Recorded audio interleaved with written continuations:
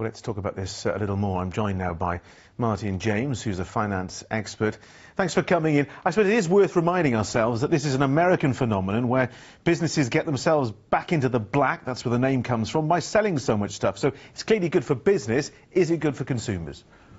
Well, it certainly is an American phenomenon, and it's one that's we've been with, though there are some signs that some stores are losing interest, Jonathan. Now, love it or hate it, the fact of the matter is people are going to go online en masse over the next few days after watching this programme, obviously, and then are going to start shopping and finding those bargains. But there are fraudsters out there, there are traps, and as that Which survey showed, lots of these bargains aren't really bargains at all.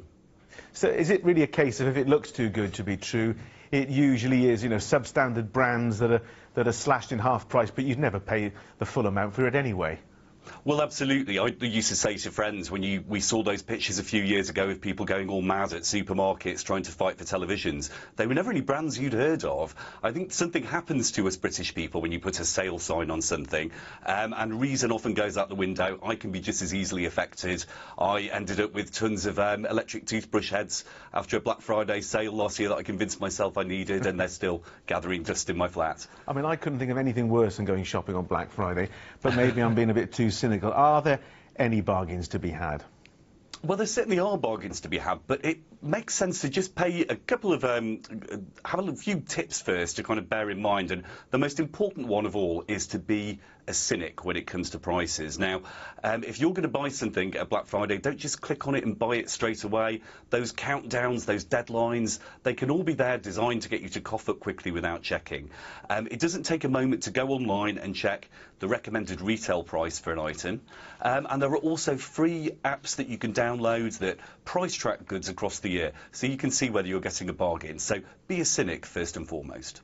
We heard somebody in the film there saying that, oh, I'm saving money, but I mean, you're spending money actually, aren't you? And you're going to have to pay this back sometimes, often on credit, maybe in the new year. Yeah, you certainly are, and you know we've spoken before about this. Credit is a real concern of mine and many other people's. It's very seductive, and lots of shops offer credit. When you get to the till, particularly online, which is very misleading. Just bear in mind, it might seem obvious, but if you've got £1,000 credit, that isn't £1,000 that you have to spend. You can only afford what you can afford to pay. So have a think about what it will cost to pay that money back over the next few months and set yourself a tight budget. It's the only way to avoid getting into difficulties. Well, some great advice, Martyn.